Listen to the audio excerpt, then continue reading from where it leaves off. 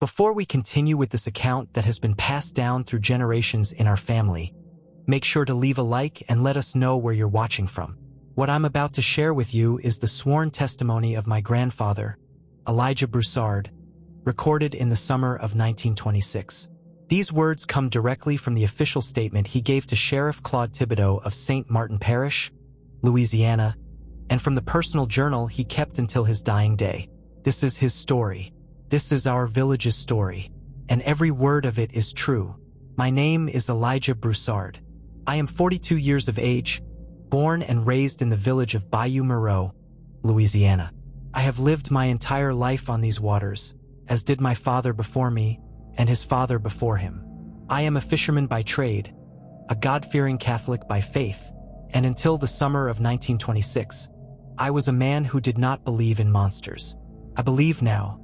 Bayou Mireaux was not a large village, perhaps 60 souls in all, spread across a cluster of homes built on stilts along the black waters of the Atchafalaya Basin.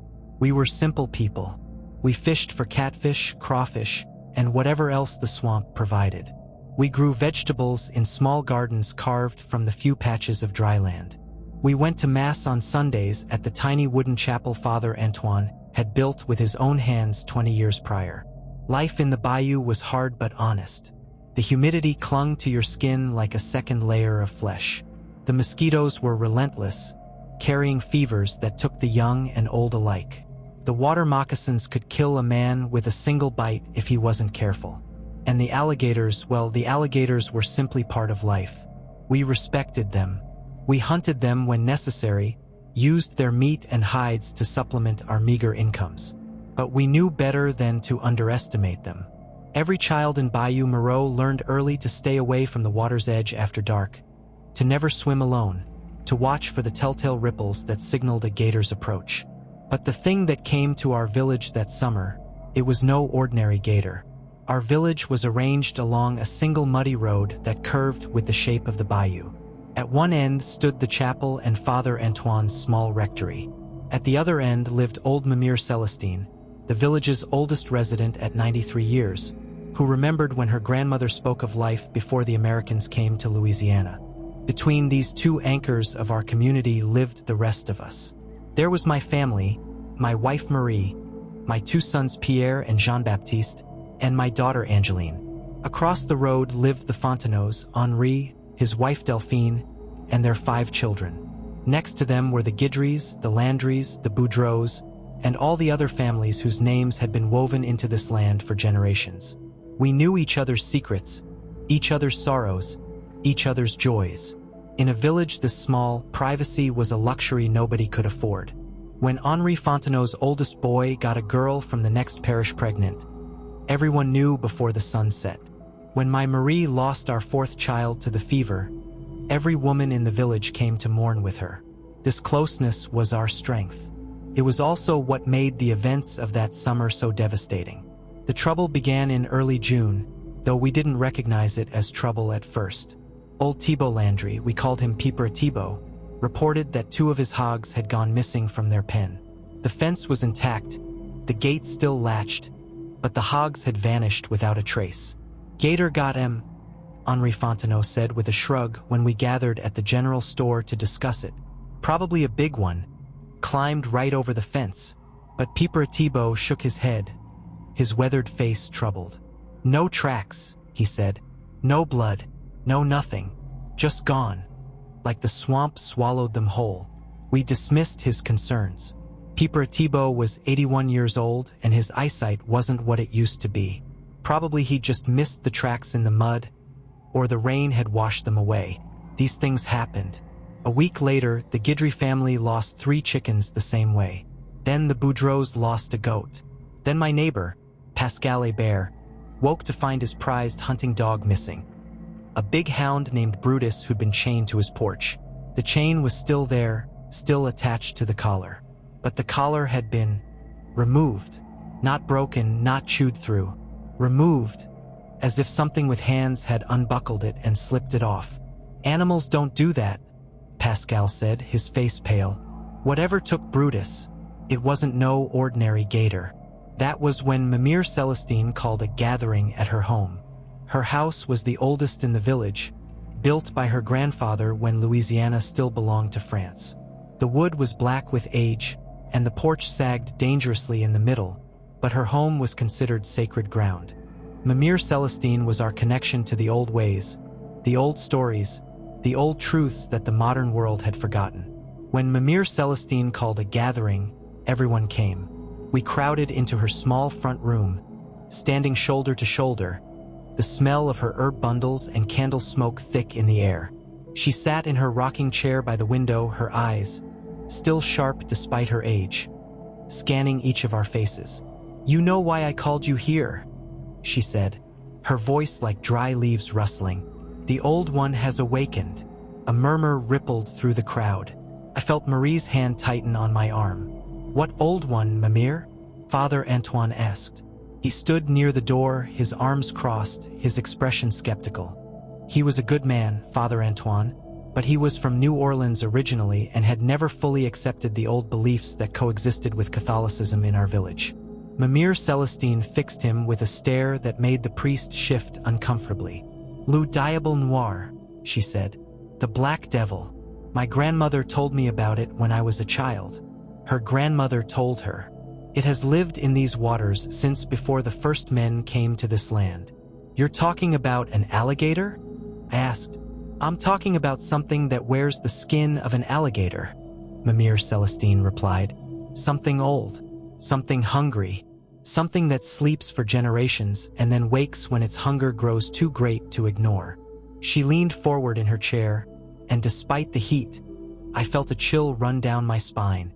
My grandmother saw it once when she was a young woman. It had taken 3 children from a village upriver. When the men went hunting for it, they found it waiting for them.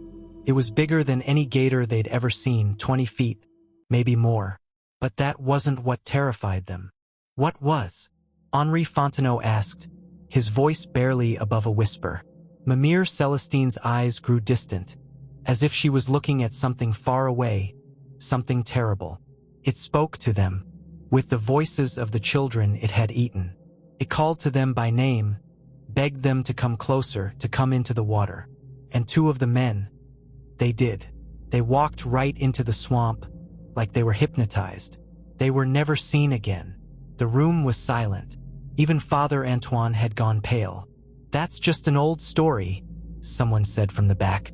I think it was young Remy Boudreau, barely 20 and full of the arrogance of youth. Tales to scare children. Mimir Celestine smiled, but there was no warmth in it. "The stories are all we have left of the dead, boy. Dismiss them at your peril." She reached into the pocket of her worn dress and pulled out a handful of small cloth bundles, each tied with red string. "These are gris-gris," she said. "Protection. Each family takes one. Keep it with you always. When it grows warm against your skin, the devil is near. When it burns, run." We took the bundles. Even Father Antoine took one, though I saw him cross himself as he did. That night, as Marie and I lay in bed listening to the sounds of the swamp, I tried to convince myself that Mimir Celestine was just a superstitious old woman, that the missing animals had a rational explanation, that the world made sense. Then I heard my daughter's voice calling from outside. "Papa? Papa, come quick. There's something in the water." I sat up, heart pounding. Angeline was right there in the next room, asleep with her brothers. I checked on them myself not an hour before. "Papa, please, I'm scared." The voice was perfect. Her exact tone, her exact inflection. But it was coming from the swamp. And underneath it, so low I almost couldn't hear it, was a sound like rumbling thunder, like something massive breathing in the dark. I did not go outside that night. God forgive me. Every instinct in my body screamed at me to run to my daughter's voice, to protect her from whatever had frightened her. But I forced myself to walk to the children's room first, to see with my own eyes. Angeline was there, sound asleep, her dark hair spread across her pillow, her chest rising and falling with the peaceful rhythm of childhood dreams. Pierre and Jean-Baptiste slept in the bed beside hers, tangled together like puppies. My children were safe. They were inside. So what was calling from the swamp? "Papa, Papa, why won't you come? I'm so scared, Papa. The voice was growing more insistent now, more desperate. I pressed my hands over my ears, but I could still hear it. That perfect imitation of my daughter's voice, twisted by something that didn't understand human emotion, only mimicked it. Marie appeared beside me, her face white in the darkness. That's not Angeline, she whispered. I know. What do we do? I had no answer. So we did the only thing we could. We gathered our children, brought them into our bedroom, barricaded the door with a heavy oak dresser, and prayed until dawn. The voice called all night. Sometimes it was Angeline. Sometimes it was Pierre. Sometimes it was my mother, who had been dead for 15 years. Each voice was perfect, each one designed to draw me out into the darkness. I did not go. When the sun finally rose, painting the swamp in shades of gold and amber, the voice faded away. I ventured outside with my shotgun, searching for tracks, for evidence, for anything that might explain what had happened. I found nothing. The mud around our house was undisturbed, as if whatever had called to us had never touched the ground at all. But across the village, I could see other men doing the same thing. Stepping out of their homes with weapons in hand, their faces haggard with sleeplessness, their eyes haunted by what they'd heard in the night. We gathered at the general store by mid-morning. Every family had a story to tell. Henri Fontenot had heard his dead brother calling from the water, begging for help. The Guidrys had heard their grandmother, who'd passed 3 winters ago, singing a lullaby she used to sing to the children. Pascal Hébert had heard Brutus, his missing dog, barking and whimpering as if in pain. It's testing us, Mimir Celestine said. She'd come to the gathering despite her age, supported by her great-grandson on one side and a gnarled cane on the other, learning our weaknesses, finding out what voices will make us come to it. Then we don't go, I said. We stay inside at night, keep our families close. Can't get us if we don't go to it. Mimir Celestine looked at me with something like pity. You think it will wait forever, Elijah? You think it will simply give up and go back to sleep? She shook her head slowly. No, when calling doesn't work, it will come for us. It always does. Then what do we do? Fight it. You cannot fight what you cannot kill. Bullets pass through it. Blades break against its hide. My grandmother's people tried everything. Fire, poison, blessed weapons. Nothing worked. She paused, her ancient eyes distant. The only thing that ever drove it back was the old magic, the bindings. But those who knew such things, they are long gone. So we're helpless? Henri Fontenot's voice cracked with fear. He had 5 children, the youngest barely 2 years old. We just wait for it to eat us? We survive, Mimir Celestine said firmly. We stay together. We don't listen to the voices. And we pray for a miracle. Father Antoine stepped forward. We should contact the authorities. The sheriff, the State Wildlife Commission. If there's a dangerous animal in these waters. It's not an animal, priest, Mimir Celestine snapped. Your authorities cannot help us. They'll come with their guns and their arrogance. And they'll die just like everyone else who's underestimated Le Diable Noir. The argument might have continued, but it was interrupted by a scream from outside. We rushed out to find Delphine Fontenot standing at the water's edge, pointing at something floating in the shallows.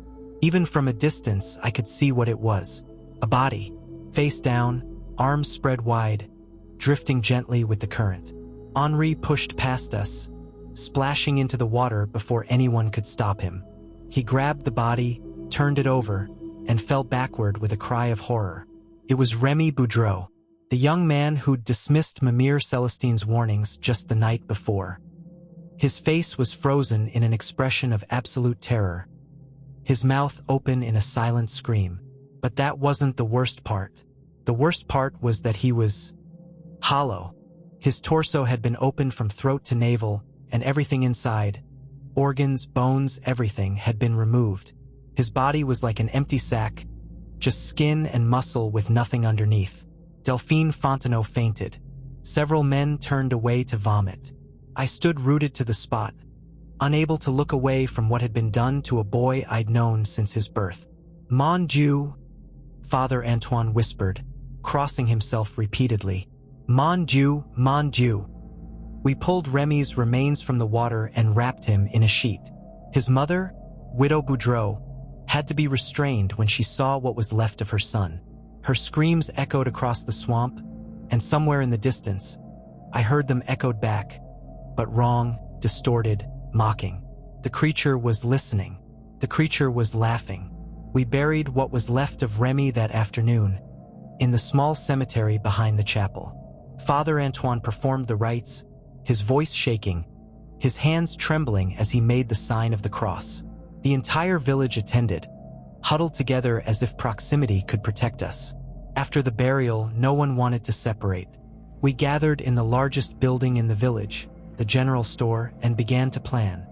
We need to send someone for help, Pascal Hébert insisted. Someone needs to get to the main road, flag down a car, get to a telephone. The main road is 5 miles through the swamp, Henri pointed out. Who's going to make that journey with this thing out there?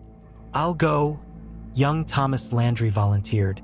He was Pipera Thibault's grandson, 25 years old and strong as an ox. I know these swamps better than anyone. I can make it by dawn if I leave now. No one goes alone, I said firmly. That's exactly what it wants, to separate us, pick us off one by one. Then 2 of us go, Thomas replied. 3 if necessary. But someone has to get help. After much debate, it was decided. Thomas Landry, his cousin Michel, and Pascal Hébert would leave at first light. They would travel together, armed with shotguns and machetes, and they would not stop for anything. Not voices, not cries for help, not even if they saw one of their own calling to them from the water. That night, we kept watch in shifts. Every family stayed in the general store, sleeping on the floor in rows, while armed men patrolled the perimeter. The gris-gris bundles that Mimir Celestine had given us were placed at every window and door. The voices came again after midnight. This time it was Remy. Why did you bury me? His voice called from the darkness.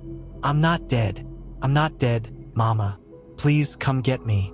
It's so cold in the ground. Widow Boudreau began to sob, and her neighbors had to physically hold her back from running to the door. Please, Mama. I'm so scared. It's so dark. Why did you put me in the ground?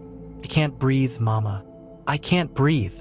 The voice grew more frantic, more desperate, more convincingly terrified. Several women were crying now, and even some of the men had tears streaming down their faces.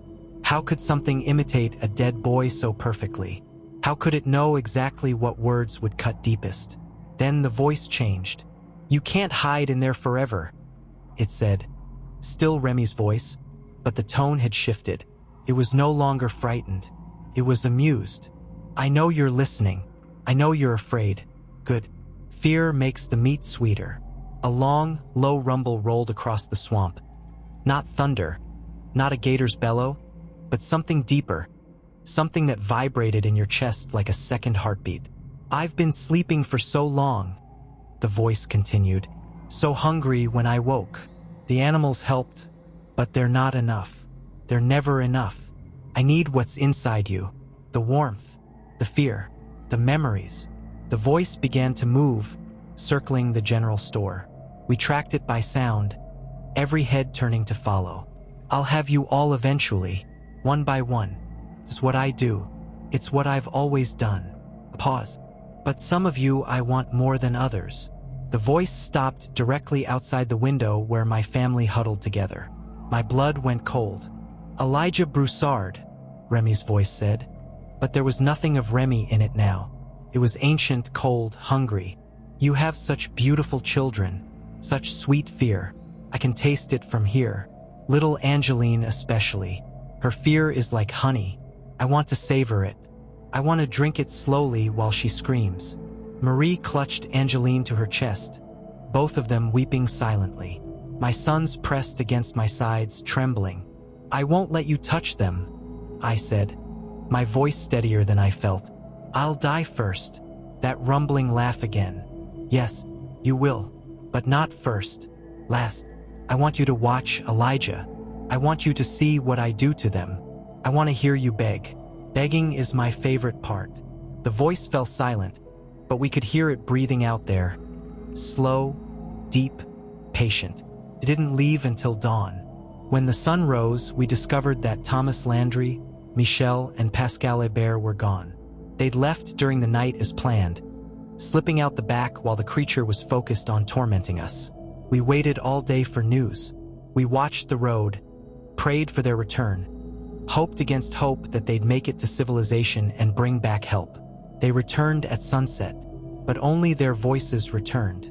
"Help us!" Thomas's voice called from the swamp. It got Michel. It got Pascal. "Please, someone help me. I'm hurt. I can't move." We didn't go.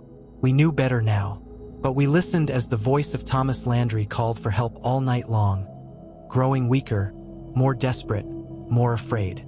And when dawn came, we found what was left of all three men floating in the shallows near the dock.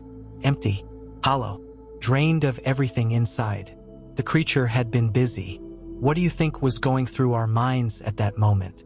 Those of you listening to this tale, safe in your homes, surrounded by the comforts of the modern world, can you imagine our despair? We were trapped, cut off, 3 more of our people dead, and no hope of rescue. And every night, the voices grew louder, more numerous, more insistent. The creature was building its collection, learning more voices, growing stronger. I looked at my children, at Angeline, at Pierre, at Jean-Baptiste, and I made a decision. We were not going to die cowering in this store, waiting for the monster to grow bold enough to come in and take us. We were going to fight. The morning after we found Thomas, Michel, and Pascal, something in the village broke. Not physically. Physically, we were still 60 souls huddled together for protection. But spiritually, mentally, we began to fracture. It started with the Guidry family. "We're leaving," Jacques Guidry announced. His wife and 3 children gathered behind him with what few possessions they could carry. "We'll take our chances in the swamp. Better to die trying to escape than to wait here like sheep for slaughter." "You'll never make it," Henri Fontenot argued. "You saw what happened to Thomas and the others. They were young, strong, armed. You have children." "I have children," Jacques snapped back. "That's exactly why we're leaving. Every night that thing tells us exactly what it's going to do to them, in detail, using my dead mother's voice." His face was haggard, his eyes bloodshot from lack of sleep. I can't listen to it anymore." Father Antoine tried to intervene. "Jacques, please. We're stronger together. God will protect us if we..." "God!" Jacques laughed bitterly. "Where was God when it took Remy? Where was God when it hollowed out Thomas like a crawfish? Your prayers mean nothing to that thing out there, priest. They left at noon, when the sun was highest and the shadows shortest. We watched them disappear down the muddy road that led into the swamp. Jacques carried his youngest, a girl of 3. His wife held the hands of the older boys, aged 7 and 9. They walked quickly, constantly looking over their shoulders. We never saw them again, but that night we heard them, all of them, at once, screaming. The screams went on for hours. Not calls for help, not pleas for rescue, just pure, raw agony. The 3-year-old's voice was the worst. I've never heard a sound like that come from a child, and I pray to God I never will again. When the screaming finally stopped, the creature spoke to us in Jacques Guidry's voice. "That was foolish. Running only makes me angry. And when I'm angry, I take my time." 2 more families tried to leave the next day despite what we'd heard. The Thibodeau brothers, not related to the sheriff, just sharing the common surname, packed their boats with supplies and tried to escape via the water. They made it about 100 yards before something massive rose from beneath their pirogue, flipping it like a toy. We saw them go under. We saw the water thrash and foam. We saw the red spreading across the black surface of the bayou. Then nothing. They were gone. But their voices joined the chorus that night. By the 4th day, paranoia had set in completely. People began to turn on each other, suspicion growing like a cancer. It started when young Madeleine Hébert claimed she'd seen her husband Pascal, who'd been dead for 3 days, standing at the edge of the store during her watch. He was right there, she insisted, pointing at the window, looking in at me, smiling. But his eyes were all black, like oil. You were seeing things, Henri Fontenot said dismissively. Lack of sleep, grief. I know what I saw, Madeleine screamed. What if it can make them walk? What if it can send them back to us, looking like themselves but wrong inside? The seed of doubt was planted. People began watching each other, looking for signs of wrongness. When old Peeper Thibault dozed off during his watch, others whispered that maybe he wasn't sleeping, maybe he was communicating with the creature somehow. When my son Pierre talked in his sleep, calling out words we couldn't understand, people moved away from us. The boy's been marked. I heard someone whisper, it wants the Broussard children. Maybe if we what? I confronted them, my hand on the knife at my belt. Finish that thought. They backed away, but I could see it in their eyes. The thought was there. If the creature wanted specific people, maybe giving it those people would save the rest. Mimir Celestine saw what was happening and called for order. This is what it wants, she said, her voice cutting through the fear and suspicion. It feeds on more than flesh. It feeds on fear, on despair, on the breakdown of human bonds. When we turn on each other, we're doing its work for it. Then what do we do? Widow Boudreau asked. She hadn't spoken since her son's death, and her voice was hollow, lifeless. How do we fight something like this? Mimir Celestine was quiet for a long moment. Then she said, we learn about it. Knowledge is power even against ancient evils. Tomorrow, some of us will go to my house. I have books, journals, records from my grandmother and her grandmother. Maybe something in them will help. Go outside, Henri asked incredulously. In daylight, it might be safe, but I'll go, I volunteered. I'll take whoever's willing. We can't just sit here waiting to die or go mad. Elijah, he said quietly, I know you're a rational man. These people look up to you. Help them move past this. Help them heal. Clinging to these wild stories will only make things worse. What if the stories are true? I asked.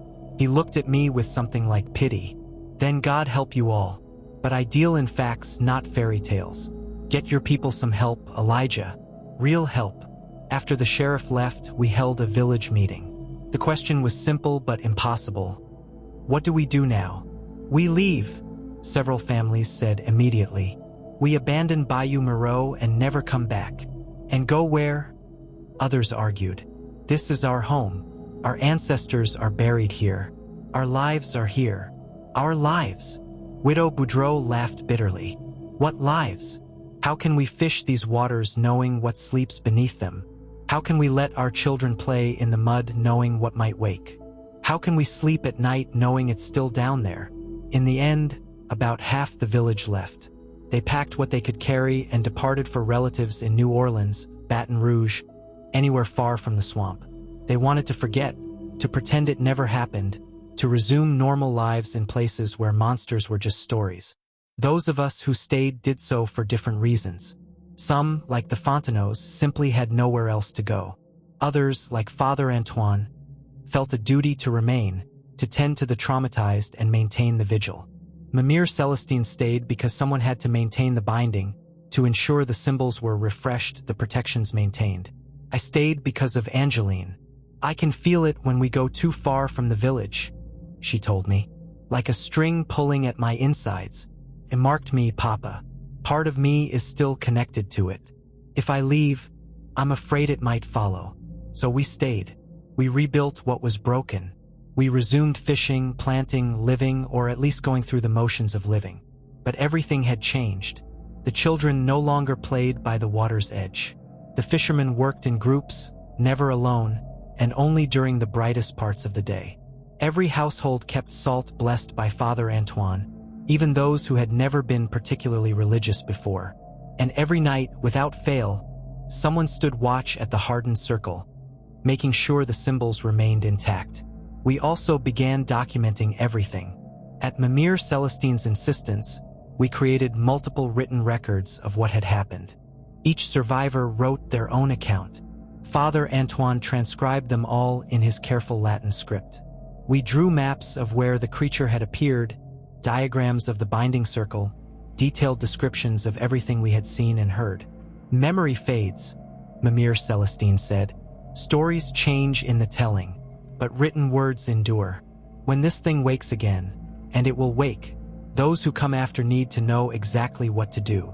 We sent copies to libraries, to universities, to newspapers.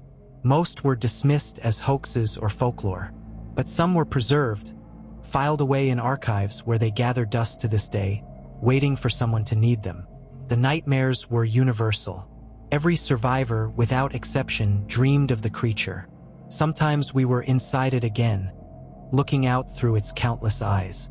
Sometimes it was chasing us through endless swamps. Sometimes it was speaking to us in the voices of our loved ones, telling us secrets we didn't want to know. Thomas Landry's nightmares were the worst. He would wake up speaking in tongues, not religious ecstasy, but actual tongues. Languages none of us recognized. When Father Antoine wrote down some of the words phonetically and sent them to a linguist friend in New Orleans, the response was disturbing. Some of the words were ancient Greek.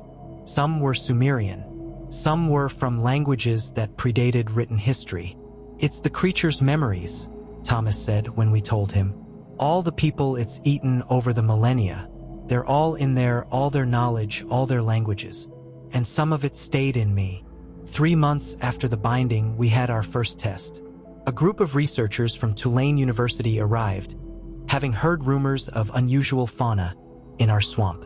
They were young, eager, dismissive of our warnings. "We're scientists," their leader, a Professor Harrison, declared. "We don't believe in superstition. We're here to document and study, not to perpetuate folk tales." We tried to stop them from going near the binding circle. Father Antoine pleaded with them.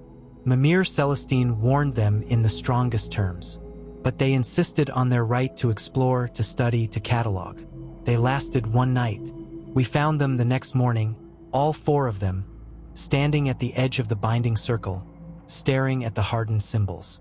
They weren't hurt, weren't damaged, but something in them had broken. Professor Harrison kept muttering equations that made no mathematical sense. His assistant was drawing symbols in her notebook, the same symbol over and over, filling page after page. When we led them away from the circle, they seemed to wake from a trance. But the damage was done. They left immediately, and Professor Harrison's final report, which I later obtained a copy of, was telling, "Recommend immediate quarantine of area. Unusual electromagnetic readings. Possible environmental contaminants causing hallucinations and psychological distress. Under no circumstances should further research be attempted."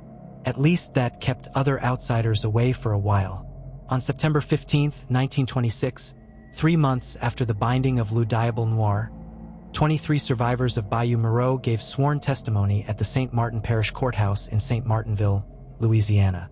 I was among them. What follows is taken directly from the court records, which still exist in the parish archives, filed under Miscellaneous Incidents Wildlife Related. We had requested the formal hearing ourselves. After Sheriff Thibodeau's dismissive response and the university researchers' unsettling experience, we knew we needed something official, something that couldn't be ignored or dismissed. Mimir Celestine, despite her age and frailty, had insisted on it. "The law may not believe us," she said, "but the law must record us. Our words, sworn before God and man, will outlive us all." Judge William Arsenault presided. He was a fair man, known for his patience and thoroughness. As we filed into his courtroom, farmers and fishermen in our best clothes, most of us never having been in such a formal setting, I saw his expression shift from curiosity to concern. We were a haunted-looking group. The months since the creature's binding had not been kind to us. Many bore premature gray hair. Others had developed tremors that no doctor could explain.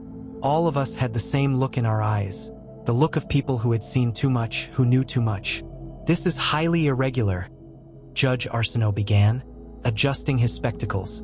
"But given the unusual nature of your request and the number of citizens involved, I've agreed to hear your testimony. Each of you will swear under oath and give your account. Court reporter, please record everything exactly as stated." One by one, we took the stand. Henri Fontenot went first, his hands shaking as he placed them on the Bible. He told of the voices in the night, of seeing his neighbors vanish, of the thing that wore the faces of the dead. His testimony lasted 40 minutes. The court reporter had to ask him to slow down several times, to repeat certain details that seemed too fantastic to be real. Marie followed, clutching Angeline's hand as she spoke. She described the night our daughter was replaced by something wearing her skin, the horror of seeing those black eyes in her child's face. She broke down crying twice. Judge Arsenault offered to postpone, but she insisted on finishing. "My daughter was inside that thing for 3 days," she said, her voice strong despite her tears. "She saw through its eyes. She felt its thoughts. If that makes us sound insane, so be it. But it happened. Before God, it happened." Father Antoine's testimony carried special weight. As a man of the cloth, his word was considered beyond reproach. He spoke carefully, methodically, describing not just what he had seen but what he had felt. The presence of something ancient and evil, something that challenged his understanding of God's creation. "I've read of demons and devils," he said. "I've studied theology for 20 years. But this was neither demon nor devil. This was something else, something older. It exists outside our understanding of good and evil. It simply is, and what it is hunger." When my turn came, I focused on the facts, the timeline of disappearances, the physical evidence, the binding circle that still stood, hardened into something like stone. I brought photographs, grainy, unclear, but showing something massive and wrong in the background of several shots. I brought Mimir Celestine's journals, the historical records going back centuries. "I'm a simple fisherman," I concluded. "I don't ask you to believe in monsters. I ask you only to record that we saw something that shouldn't exist, faced it, and survived. Whether you call it a devil gator, a demon, or mass hysteria, 17 people are dead, and those of us who lived will never be the same." The most powerful testimony came from those who had been inside the creature. Remy Boudreau, finally able to speak coherently, described the experience in horrific detail. "Imagine being awake but unable to move, unable to scream, unable to die," he said, his voice barely above a whisper. "Imagine being dissolved slowly, your memories, your thoughts, your very self being absorbed into something vast and alien. I could feel the others in there with me, hundreds of them, maybe thousands, all conscious, all screaming silently. Some had been there for centuries." He paused, looked directly at Judge Arsenault and said, "Your Honor, I know how this sounds. I know you think we're all mad, but I can prove it. I know things now, things I couldn't possibly know. I can speak words in languages I've never heard. I have memories that aren't mine." He then spoke a string of words in what Father Antoine later confirmed was ancient Aramaic, a language Remy, who couldn't even read English properly, had no way of knowing. Angeline's testimony was the last. At 13, she was the youngest to take the stand. Judge Arsenault was gentle with her, but she needed no coddling. She spoke clearly, calmly, with a composure that belied her years. "It's still down there," she said simply. "The binding holds it, but it's not dead. It can't die. It just sleeps and dreams and waits. And in its dreams, it remembers all of us. Our names, our faces, our fears. When it wakes, not if, when, it will come for our children, our grandchildren. It will remember this defeat, and it will be angry." "How do you know this, child?" Judge Arsenault asked gently. Angeline looked at him with eyes far too old for her face. "Because a part of me is still connected to it. I can feel it sometimes, like a heartbeat that isn't mine. It knows I'm here right now. It's listening through me." The courtroom fell silent. Even the court reporter stopped writing, staring at my daughter with a mixture of fear and pity. Judge Arsenault's final statement was measured, careful. He couldn't officially validate our claims. To do so would be to admit the existence of something that law and science said couldn't exist. But he also couldn't dismiss the testimony of 23 citizens, many of whom he'd known personally for years. "The court finds," he said slowly, "that the citizens of Bayou Mireaux did indeed experience a traumatic event involving local wildlife, possibly a rabid or abnormally aggressive alligator of unusual size. The psychological impact of this event has been severe and lasting. The court recommends that the area in question be designated as dangerous to public safety and restricted from casual access. It wasn't the vindication we'd hoped for, but it was something. Our testimony was recorded, sealed, filed away. The official record would always call it an alligator attack, but our actual words, our truth, would survive. After the hearing, Judge Arsenault pulled me aside. "Elijah," he said quietly, "I've been a judge for 20 years. I've heard every kind of lie, every delusion, every story. But 23 people don't share the same detailed hallucination. Something happened in your village. Something terrible." He paused, chose his words carefully. "I can't officially believe you, but unofficially, I've ordered my family to stay away from Bayou Mireaux, and I suggest everyone else do the same." We returned to our village that evening to find that word of our testimony had spread.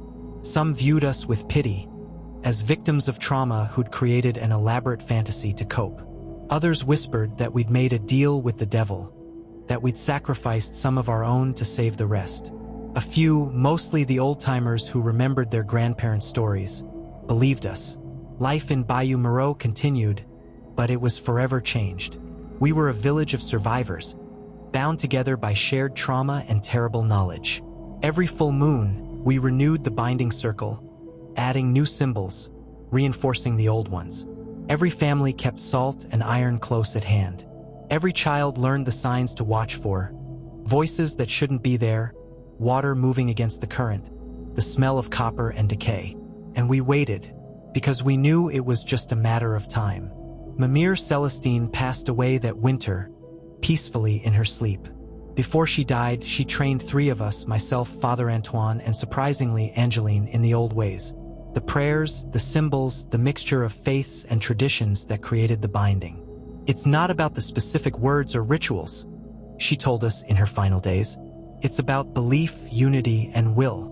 The creature feeds on fear and discord. Only together, only united, can humans stand against it." Thomas Landry left Bayou Mireaux the following spring. The nightmares had become too much, the connection to the creature's memories driving him slowly mad. Last we heard, he joined a monastery in California, seeking peace in isolation and prayer. He sends letters sometimes, written in a shaking hand, always asking the same question: "Is it still sleeping?" It always is, but sleep isn't death. The years have passed, decades now. I'm an old man, one of the last survivors of that terrible summer. Marie passed 5 years ago, and I miss her every day. Our sons moved away, started families, tried to forget. But Angeline stayed. She married a good man from the next parish, had children of her own. But she never left Bayou Mireaux. "Someone has to watch," she says. "Someone who knows, who remembers, who can feel it stirring." She's taught her children what they need to know, just as I taught her. The binding still holds, though we've had to reinforce it several times when the symbols began to fade. The creature still sleeps, though sometimes we hear things in the night. Echoes of old voices, ripples in still water, the sensation of being watched by too many eyes. The official records still list the events of 1926 as an aggressive alligator attack. But our sworn testimony survives, locked away in the courthouse archives. Our written accounts exist in libraries and private collections, dismissed as folklore by most but treasured by the few who know to look for such things.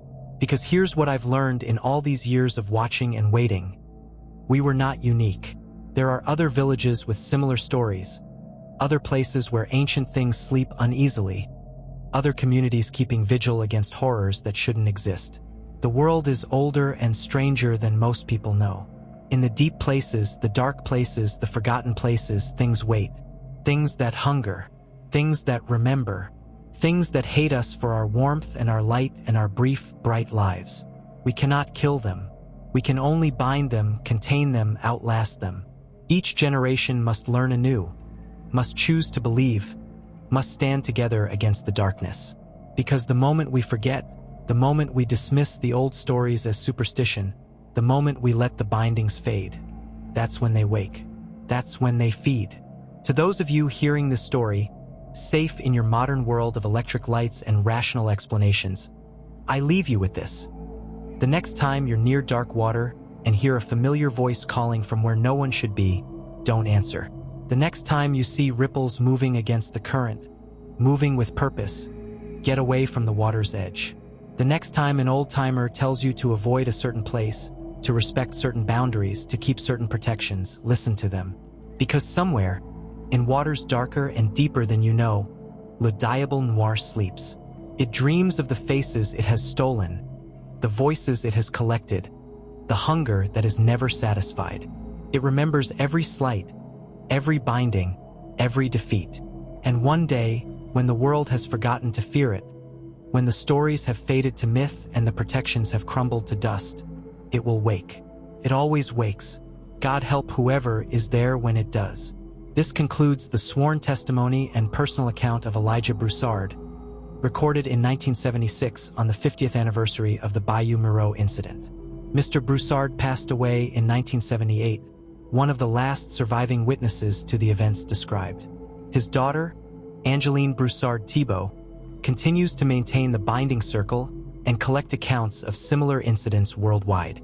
The Bayou Mireaux area remains restricted to this day, officially due to environmental hazards.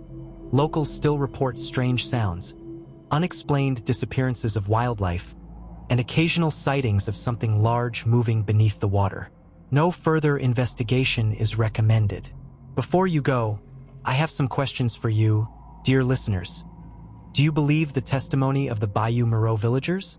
Was it truly a devil gator, something supernatural that defies explanation? Or was it, as Sheriff Thibodeau insisted, mass hysteria brought on by a traumatic but natural event? Have you ever experienced something you couldn't explain? A voice where no one should be? A presence that made your instincts scream danger? Share your thoughts and your own stories in the comments below. Let us know where you're watching from and whether your local area has its own legends of things that shouldn't exist.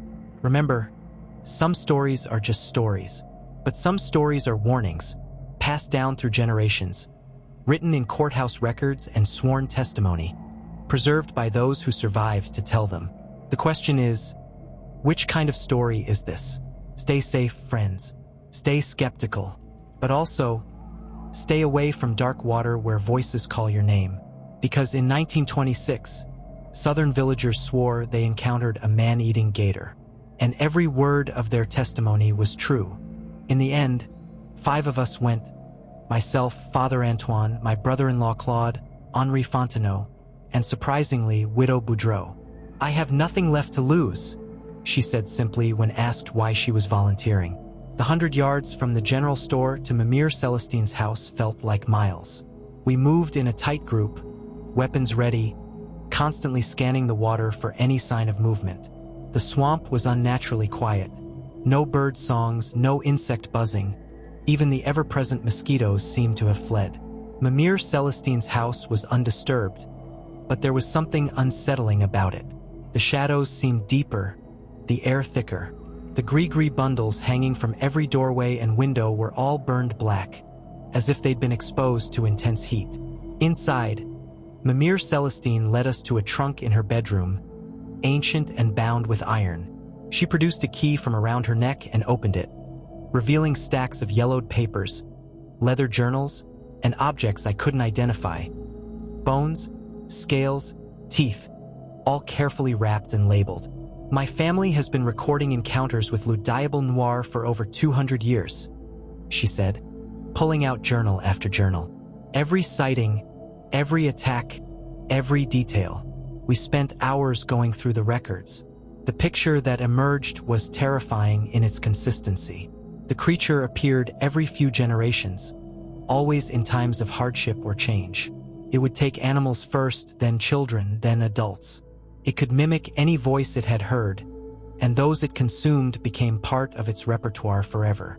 It was intelligent, patient, and seemed to take pleasure in psychological torture. But there were other details too, disturbing ones. Look at this, Father Antoine said, pointing to an entry from 1847. It says here that the creature walked among them. that it took human form and attended a village meeting. I read over his shoulder. The account described how a stranger had appeared during a gathering, someone who looked familiar but whom no one could quite place. It wasn't until later, when they counted heads, that they realized there had been one too many people in the room. And here, Claude pointed to another entry, 1798. It says the creature learned to write, left messages in blood on the walls of homes. The messages were recorded in the journal. Simple at first, single words like hungry or soon, but they became more complex over time, more sophisticated. By the end of that outbreak, it was writing full sentences, taunting specific families with intimate knowledge of their fears and secrets. It's learning, I said, a chill running down my spine. Each time it appears, it's smarter than before. Widow Boudreau had been silent, reading a different journal. Now she looked up, her face pale. This entry from 1871, she said quietly. It describes how the creature ended its hunt that year. She swallowed hard. It took the entire village leadership into the swamp for 3 days. When they came back, they were different. They looked the same, acted almost the same, but their eyes were black. And over the next month, they convinced the other villagers to walk into the water willingly, one by one, until no one was left. We all fell silent, the implication hanging heavy in the air. How do we know? Henri asked finally. How do we know it hasn't already taken some of us? Replaced them? We looked at each other with new suspicion, new fear. Anyone could be the creature. Anyone could be wearing a familiar face with black water where their soul should be. That's when we heard the bell. The chapel bell was ringing, the signal we'd agreed upon for emergencies. We ran from Mimir Celestine's house, our research forgotten, racing back to the general store. What we found was chaos. The doors were open, people scattered across the muddy ground outside, some crying, some praying, some simply staring at nothing with hollow eyes. In the center of it all stood my daughter, Angeline. But it wasn't Angeline. Her posture was wrong, too straight, too still. Her head was tilted at an angle that made my neck ache just looking at it. And her eyes were black. Not just the pupils, not just the irises. The entire eye was black, reflecting the afternoon sun like pools of oil. "Papa," she said in Angeline's voice. But underneath was that rumble, that ancient hunger. I've been trying to be patient, but patience is so hard when the meat is so close. Marie screamed, falling to her knees. My sons backed away in horror. "Where is she?" I demanded, raising my shotgun. "Where is my daughter?" The thing wearing Angeline's face smiled, too wide, showing too many teeth. "She's with me," it said. "She's part of me now. Would you like to hear her?" Without waiting for an answer, it opened its mouth wider, impossibly wide, and Angeline's voice poured out. Not speaking, just crying. The hopeless, terrified sobbing of a child who knows no one is coming to save her. I pulled the trigger. The shotgun blast hit the thing's center mass, knocking it backward. Black liquid that wasn't blood sprayed across the mud. But it got back up, the wound already closing, still wearing my daughter's face. "That hurt," it said conversationally.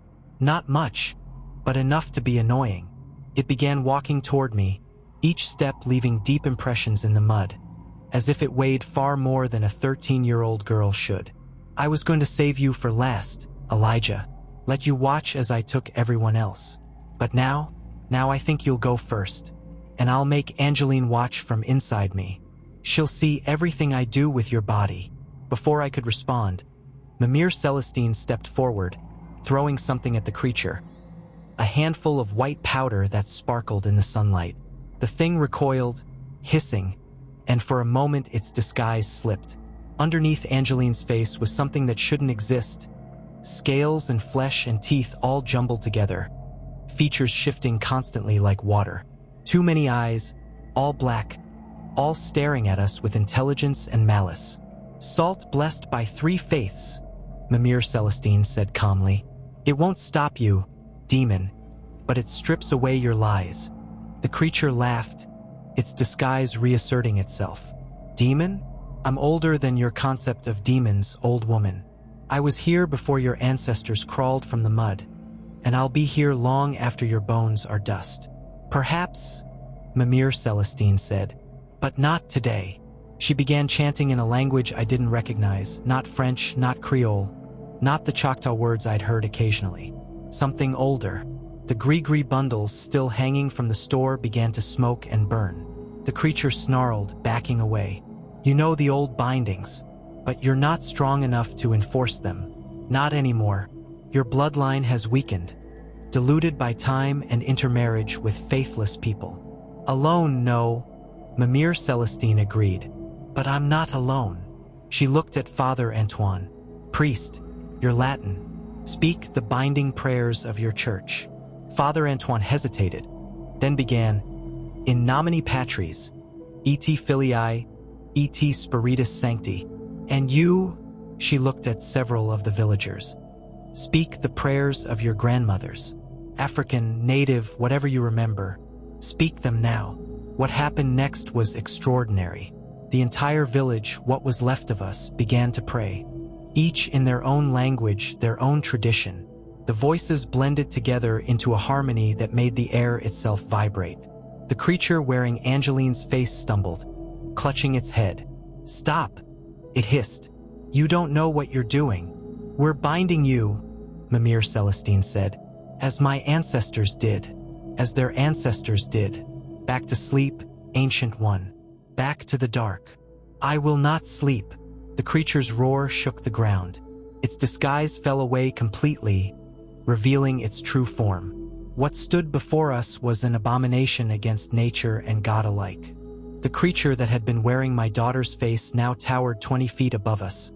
Its true form finally revealed in all its nightmarish glory. It was alligator-like in the way a child's drawing is human-like. The basic shape was there, but everything else was wrong. Its body was covered not in scales but in patches of human skin, all different colors and textures, sewn together with what looked like hair or sinew.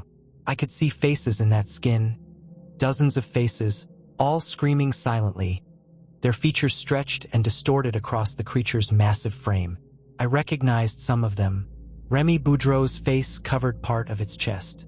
Thomas Landry's features were spread across its left shoulder.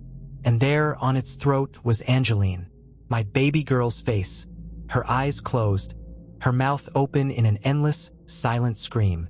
The creature's own head was massive, easily 6 feet from snout to neck. Its jaws opened to reveal not one but multiple rows of teeth. Some reptilian fangs, some disturbingly human molars, all glistening with black saliva. Its eyes, God, its eyes, there were too many of them. They dotted its head like pustules, all different sizes, all solid black, all reflecting our terrified faces back at us. But the worst part was its limbs. It stood on 4 legs that bent in too many places, each ending in a hand that was part human fingers, part alligator claws. As we watched, those hands changed, shifted, fingers extending and retracting, sometimes having 5 digits, sometimes 7, sometimes more. This is what I am, it roared, its voice a cacophony of everyone it had ever consumed. I heard Angeline in there, and Remy and Thomas and hundreds of others stretching back generations. This is what has always lived beneath your waters. This is what your ancestors knew to fear. The prayers faltered. Several villagers fled, their courage finally breaking. But Mimir Celestine stood firm, her voice never wavering as she continued her chant. Don't stop, she commanded. The binding is working. Look, she was right. Where our prayers touched it, and somehow they did touch it, like invisible chains of sound and faith. The creature's stolen skin blistered and smoked, thrashed, trying to move toward us, but something held it back. You think your weak magic can hold me? It snarled, focusing all those terrible eyes on Mimir Celestine. I have eaten shamans and priests, witches and holy men. Their power is mine now. It opened its mouth wider, and something impossible happened. Other mouths opened within the first, smaller mouths appearing in its throat, on its tongue, each one speaking with a different voice, creating a symphony of horror. Listen to them, it said. Listen to your loved ones. The voices poured out, Not just those it had taken recently, but voices from decades past. Children called for their mothers in French, in English, in languages I didn't recognize. Men begged for mercy. Women sobbed and prayed. And underneath it all, like a bass note from hell, was the creature's own laughter. Henri Fontenot broke first. Hearing his brother's voice again after so many years, he dropped his gun and took a step forward. "Alphonse?" he whispered. "Alphonse, is that really you?" "Henri!" His brother's voice called from one of the creature's many mouths. "Henri, I'm in here. I'm trapped. You can free me, Henri. Just come closer. Just let it take you, and we can be together again." "Don't listen." I grabbed Henry's arm, pulling him back. "It's a trick." But more villagers were wavering. The chorus of familiar voices was too much, too convincing. Parents heard children they'd lost to fever. Husbands heard wives who'd died in childbirth. Children heard parents who'd passed years ago. The binding prayers grew weaker as people sobbed, distracted by grief and false hope. That's when Father Antoine did something extraordinary. He stepped forward, crucifix raised high, and began to sing. Not a hymn I recognized, but something older in Latin. His voice was clear and strong, cutting through the creature's cacophony. "You are not these people," he declared, his faith blazing like a torch. "You are a thief, a parasite, a hollow thing that can only steal what others have created. You have no soul, no divine spark, and that is why you hunger so. You consume but are never filled. You mimic but never truly become." The creature recoiled as if struck. "Silence, priest!" But Father Antoine continued, and slowly, others joined him. Not in Latin, most didn't know it, but in their own words, their own declarations of faith. "You took my son," Widow Boudreau said, stepping forward. "But you are not my son. Remy is with God now, beyond your reach. You took my brother," Henri added, finding his courage again. "But Alphonse's soul is free. You only have his voice, like a child with a stolen toy." More villagers stepped forward, each rejection of the creature's deceptions seeming to weaken it. The stolen skin began to peel away in larger patches, revealing something underneath that hurt to look at. Not flesh, not scales, but something that seemed to exist between states, constantly shifting between solid and liquid, real and unreal. That's when it became desperate. The creature lunged forward, moving faster than something that size should be able to move. Its massive tail, covered in those screaming faces, swept through our group. I saw Marie pull our sons down just in time, the tail passing inches over their heads. Others weren't so lucky. 3 villagers were sent flying, hitting trees with sickening cracks. Its claws, those horrible, shifting hands, reached for Mimir Celestine. She stood her ground, never stopping her chant, even as those fingers wrapped around her frail body. "Your bloodline ends here, old woman," the creature hissed. "No one will remember the bindings. No one will know how to stop me next time." That's when I saw it, a pattern in the mud where the creature stood. Its weight and movement had carved symbols into the earth, and I recognized them from Mimir Celestine's journals. They were part of an old binding circle, incomplete but almost there. "The circle!" I shouted. "We need to complete the circle." Several of us understood immediately. We spread out using anything we could find, sticks, knives, even our fingers, to complete the pattern in the mud. The creature realized what we were doing and thrashed violently, but it was holding Mimir Celestine, and that seemed to limit its movement. "You cannot," it roared. "I am eternal. I am hunger incarnate." "And we," Mimir Celestine gasped from within its grip, "are the ones who say no." The circle was almost complete. Just a few more symbols. The creature did something then that still haunts my nightmares. It began to split apart. Its massive form divided like water, becoming multiple smaller versions of itself, each one wearing a different face from its collection. I saw a perfect replica of my Angeline split off, then Remy, then Thomas, then others. Dozens of them, all moving independently, all trying to stop us from completing the circle. "Papa!" The Angeline thing ran toward me, looking exactly as she had that morning. frightened, desperate, 13 years old. "Papa, please, it hurts. Help me." Every instinct screamed at me to go to her, to protect my child. But I forced myself to keep carving symbols in the mud, even as tears streamed down my face. "I'm sorry, baby," I whispered. "I'm so sorry." The false Angeline reached me, grabbed my arm with fingers that felt too cold, too strong. "Papa, why won't you save me?" I looked into those black eyes. Not Angeline's warm brown, but pools of ancient darkness. And I did the hardest thing I've ever done. I pushed her away and completed my section of the circle. The moment the last symbol connected, the world exploded with light.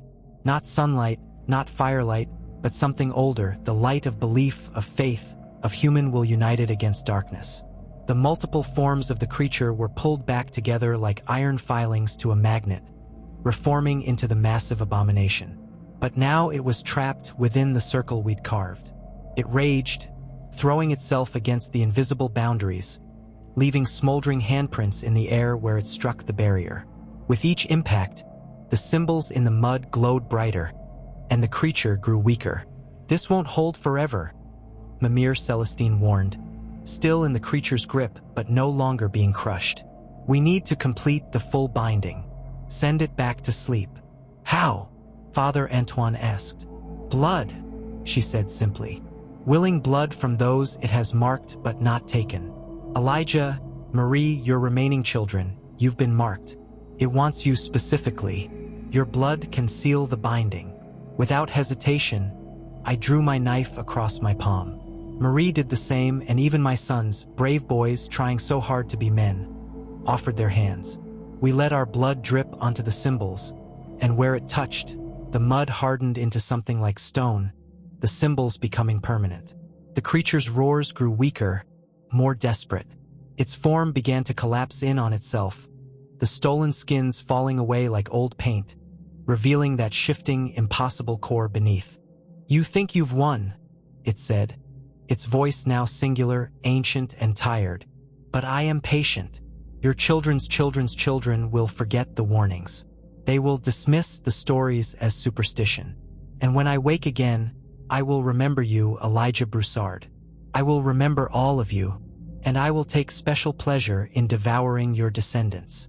"Maybe," I said, meeting its countless eyes without flinching. "But today you lose. Today we win. And we'll make sure the stories survive. We'll make sure the warnings are heard." The creature laughed one more time, a sound like grinding stone. "We shall see." Then, with a sound like the world's largest intake of breath, the creature imploded. It folded in on itself, smaller and smaller, until it was just a point of darkness hovering above the circle.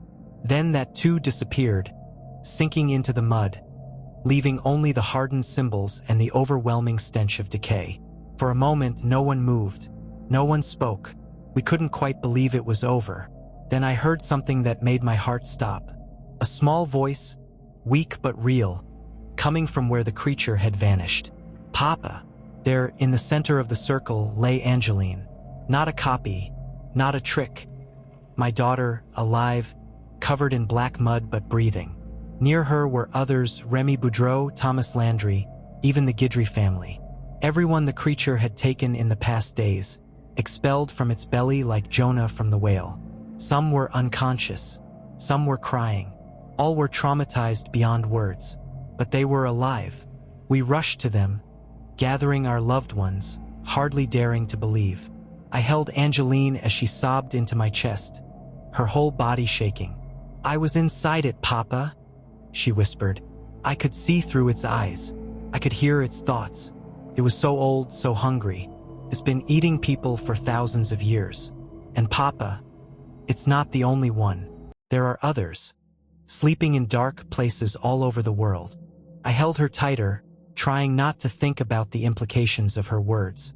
Mimir Celestine, freed when the creature imploded, stood shakily with Father Antoine's help. She looked at the hardened circle, at the symbols that now seemed burned into the earth itself. "The binding will hold," she said, "for a time, maybe a generation, maybe more, but it will wake again. It always does." She looked at me, at my family, at all the survivors. "You must remember. You must tell others. You must make sure the knowledge of how to bind it doesn't die with us." We helped the rescued victims to their feet. Remy couldn't stop crying. Thomas stared at nothing, muttering prayers under his breath. The Guidry children clung to their parents, too traumatized to speak. But we were alive. Against all odds, against an ancient evil that had consumed countless souls over millennia, we had survived. The days that followed the binding of Le Diable Noir were perhaps harder than the nightmare itself. During the terror, we had purpose: survive, protect our families, fight the monster. But after, we had to face what had happened to us, what we had seen, what we had lost. Of the 60 souls who had lived in Bayou Mireaux before the creature woke, 43 remained. 17 people were gone forever, not those the creature had swallowed and returned, but those who had fled and been taken in the swamp, those who had died in the chaos, those whose bodies were never recovered. Their voices would echo in that cursed place forever, part of the creature's collection even in its slumber. The physical recovery of those who had been inside the creature was slow and painful. Dr. Armand Bro, who served several villages along the bayou, was summoned immediately. He arrived expecting to treat gator attacks or fever. What he found instead left him speechless. The returned victims all bore the same marks: strange burns on their skin in patterns that looked like scales, eyes that remained dilated for days, and a body temperature that ran several degrees cooler than normal. But the physical symptoms were nothing compared to the psychological damage.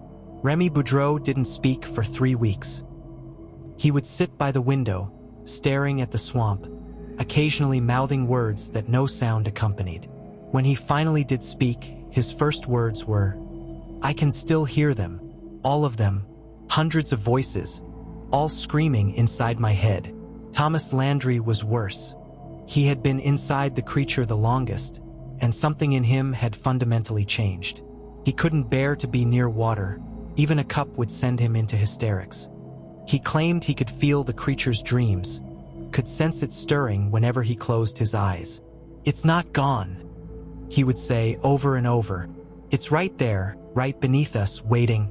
I can feel its hunger. It dreams of us. It dreams of eating the whole world." My Angeline, my brave girl, tried to pretend she was fine. During the day, she would help her mother with chores, play with her brothers, even smile sometimes.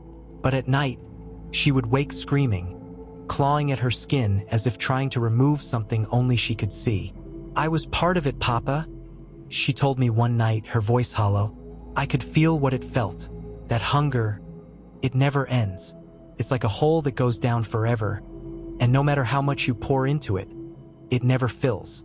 And Papa," for a moment, just a moment, I understood it. I felt that hunger too. What if it's still inside me? What if I become like it? I held her and lied, telling her everything would be fine, that the monster was gone, that she was safe. But the truth was, none of us felt safe anymore. How could we? We had seen behind the veil of reality, glimpsed something ancient and impossible, and that knowledge could never be undone. 5 days after the binding, Sheriff Claude Thibodeau arrived with 2 deputies. Word had reached the outside world of a disturbance in Bayou Mireaux, though the messages that had made it out were garbled and confused. The sheriff expected to find a village decimated by disease or maybe a particularly aggressive gator. We tried to tell him the truth. We gathered in the church, all of us, the entire surviving village, and one by one we gave our testimony. We showed him the hardened circle where the symbols were still burned into the earth. We showed him the blackened gris-gris bundles. We showed him the journal entries, the historical records, the physical evidence of something beyond normal explanation. Sheriff Thibodeau listened patiently for hours, his expression growing more skeptical with each account. When we finished, he stood up, adjusted his gun belt, and delivered his verdict. "Folks," he said, not unkindly, "what you've experienced here is what we call mass hysteria. You've had a traumatic event, clearly a gator attack, maybe several, possibly rabid animals. In your fear and grief, your minds have created this elaborate explanation. But the evidence," Father Antoine began. "Father, I see evidence of animal attacks. I see a village that's been through hell. But devil gators that speak with human voices? Creatures that swallow people whole and spit them back out? That's shock talking.